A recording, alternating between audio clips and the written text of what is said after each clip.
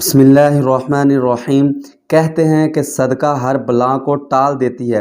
آج ہم آپ کو ایک ایسے نوجوان کا قصہ سناتے ہیں کہ جس کی ماں انتہائی سخت بیمار تھی۔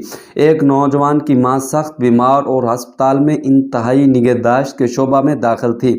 ڈاکٹروں نے یہاں تک کہہ دیا تھا کہ برخوردار زندگی موت تو اللہ کے ہاتھ میں ہے، مگر ہم اب مایوس ہو چکے ہیں۔ تم کسی بھی لمحہ کوئی بری خبر سننے کے لیے ذہنی طور پر تیار رہنا۔ رات گھر گزارنے کے صبح ماں سے ملاقات کے لیے ہسپتال جاتے ہوئے نوجوان راستے میں ایک پٹرول پمپ پر رکا۔ پٹرول بھروانے کے لیے اپنی باری کا انتظار کرتے ہوئے اس کی نظر سروس شاپ کی دیوار کے پاس پڑی، جہاں ایک بلی نے خالی ڈبے کے نیچے بچے دے رکھے تھے۔ نوزائیدہ بچے بہت ہی چھوٹے تھے، جو ابھی چلنے پھرنے کے قابل بھی نہیں تھے۔ نوجوان کے ذہن میں جو پہلی بات آئی وہ یہ تھی کہ اتنے نازک اور چھوٹے سے بچے کھانا کہاں سے اور کیسے کھائیں گے۔ یہ خیال آتے ہی اس نے اپنی ایک کار ایک طرف ہٹا کر بند کی، پاس ہی کھڑی ایک ریڑھی سے چھوٹی چھوٹی مچھلیاں خریدیں اور اسے بلی کے بچوں کے پاس رکھا۔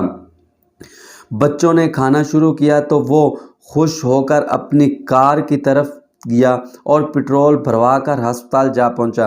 جیسے ہی اس نے اپنی ماں کے کمرے میں جھانکا تو بستر خالی پا کر اس کی آنکھوں تلے اندھیرا چھا گیا۔ ڈوبتے دل کے ساتھ ایک نرس سے پوچھا، میری امی کہاں ہے؟ نرس نے کہا، آج آپ کی امی کی طبیعت معجزاتی طور پر سنبھلی تھی، اسے جیسے ہی ہوش آیا تو ڈاکٹر نے کہا تھا اسے تازہ ہوا لینے کے لیے باہر لے جاؤ، تو ہم نے اسے کوریڈور سے باہر لان میں بٹھا دیا، آپ اسے جا کر مل سکتے ہیں۔ نوجوان بھاگتا ہوا اپنی ماں کے پاس پہنچا، اسے سلام کیا، حال حوال پوچھا تو اس کی ماں نے کہا، بیٹے آج صبح میں نے خواب میں دیکھا کہ ایک بلی اور اس کو چھوٹے چھوٹے معصوم بچے آسمان کی طرف ہاتھ اٹھائے میرے لیے دعا کر رہے ہیں۔ بس یہ خواب دیکھتے ہی میری آنکھ کھل گئی اور باقی کی صورتحال تم خود دیکھ رہے ہو۔ اور نوجوان حیرت بھری خوشی کے ساتھ اپنی ماں کی باتیں سنتا رہا اور اپنے دل کو ٹھنڈا کرتا رہا۔ جی ہاں، اس رب کی رحمت اس قدر وسیع ہے کہ سب کچھ اپنے اندر سمو لیتی ہے۔